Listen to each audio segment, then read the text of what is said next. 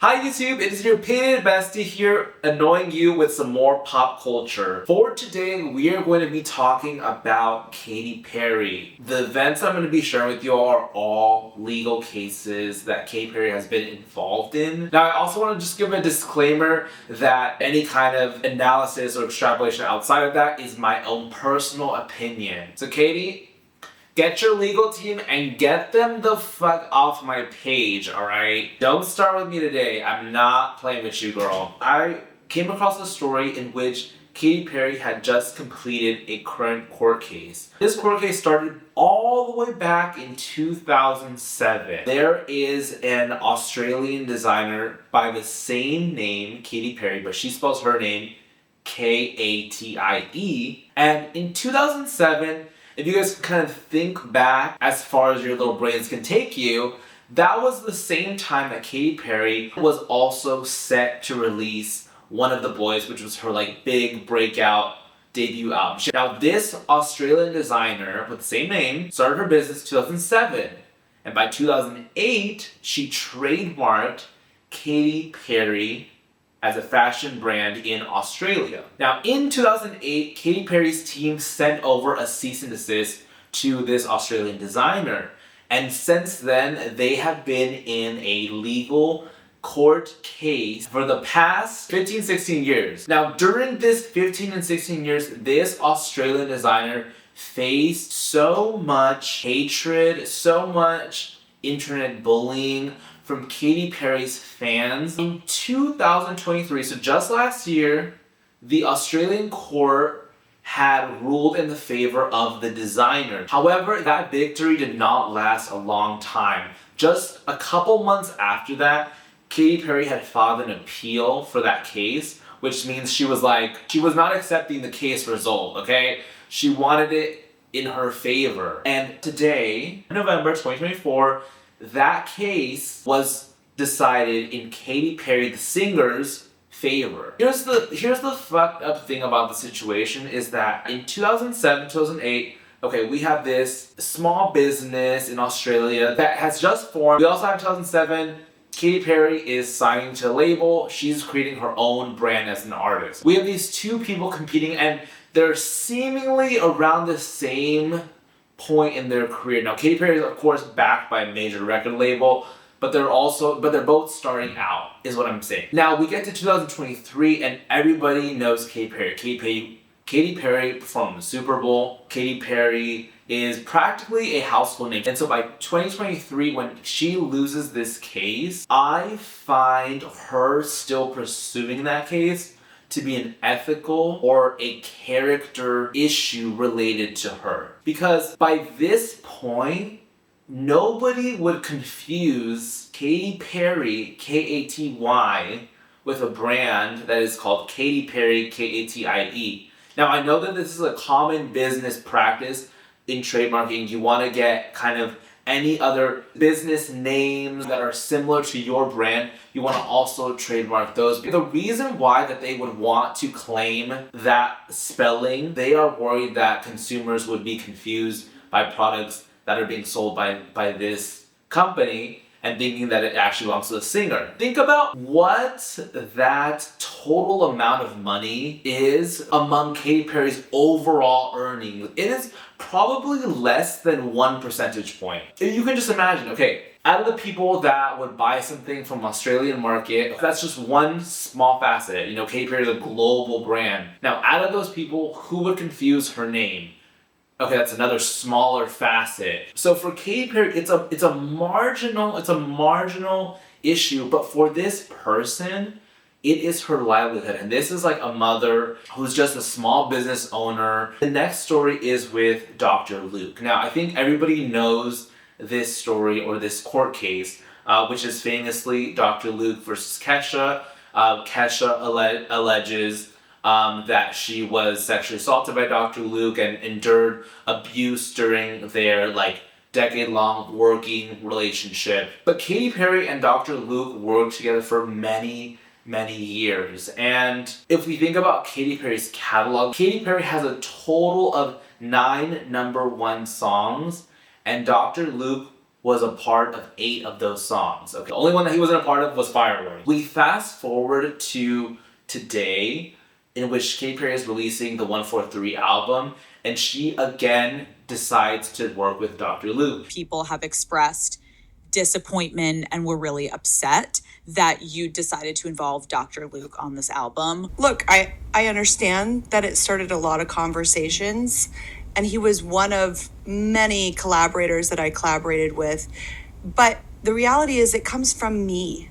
The truth is I wrote these songs from my experience of my whole life going through this metamorphosis. And we can see from this that she is not somebody who is on the side of Kesha. The Kesha case started in 2014. To be completely fair to Katy Perry, by 2014, she had already released One of the Boys, she released Teenage Dream, and she had also released Prism. So if Katy Perry was not aware of the allegations by Kesha or of this court case, then I think her working with Dr. Luke during that time, to me, is permissible. Now you're in a position in which you are deciding to work with this person, knowing that history. I feel like at best, what this shows me is that Katy Perry is willing to do what is needed for her to be successful. The 143 album, in my opinion, was Katy Perry's desire to come back to the pop mainstream music.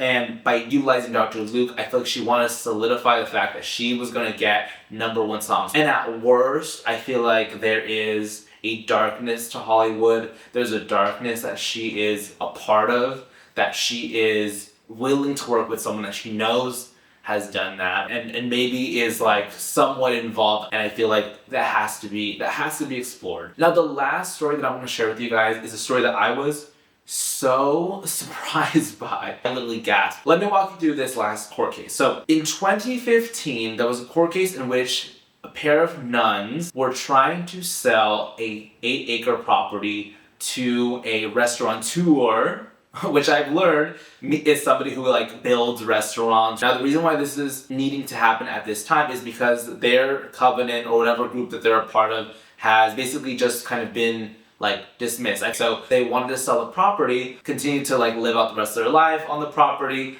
but then also be able to earn some kind of revenue, and they had to give it away. So they kind of were working like in good faith with this like restaurateur. The restaurateur was like, okay, I'm basically going to like renovate the property so that it could become like a kind of like a chic little boutique hotel, and then you guys can also continue to live here, but it'll be open to the public. Now, the reason why this became a court case is because the Archdiocese of Los Angeles claimed that the nuns did not have a legal right to sell the property, and they wanted to sell this property actually to Katy Perry for like $14 million.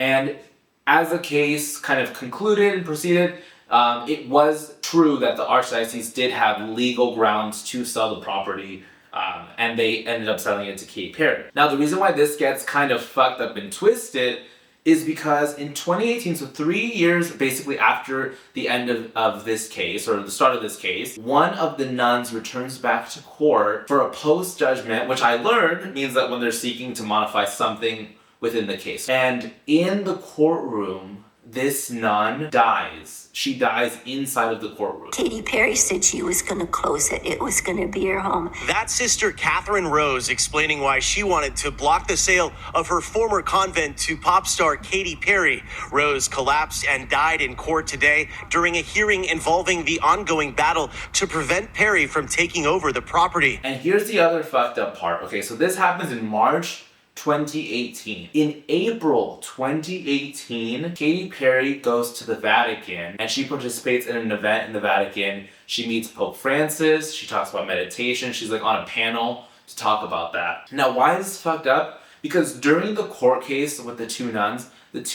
actually had reached out to Pope Francis for help with this court case because they were already like older in age.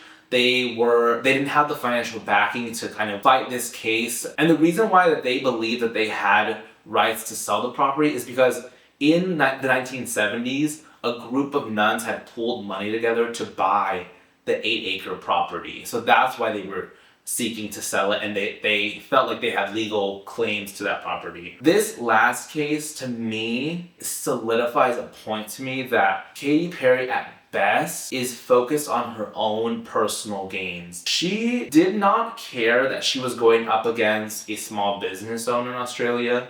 She did not care that she was going up against 80-year-old nuns that were not going to have a place to live. She did not care that Dr. Luke may or may not have assaulted another colleague or another artist in her field. She was like, well, no, it's my brand that's going to be in Australia. It's my comeback album that's going to come out at 143. And it's my home that I'm going to buy for myself. And I want this specific home. And here's the thing too about the home. She ended up moving out 4 to 5 years later in 2020. Like, this was all done in vain. They probably didn't seek her out specifically. They were probably planning to sell that home and were like, we're gonna make a couple $1 million off this home, regardless of who we sell it to. She was just kind of like there. But also it signals to me that there's something else kind of in the shadows here, because why did Katy Perry also show up in the Vatican a month after the nun that she was suing dies? The nun that was seeking help from the Vatican, from the Pope, she shows up a month later talking about meditation. This video is not meant to cancel anybody. I really want to hear what you guys think about these cases. Have you guys heard of them before? I mean, do you guys have the same analysis as I do? And with that being said, I want to thank you guys so much for watching today's video. Bye, everyone.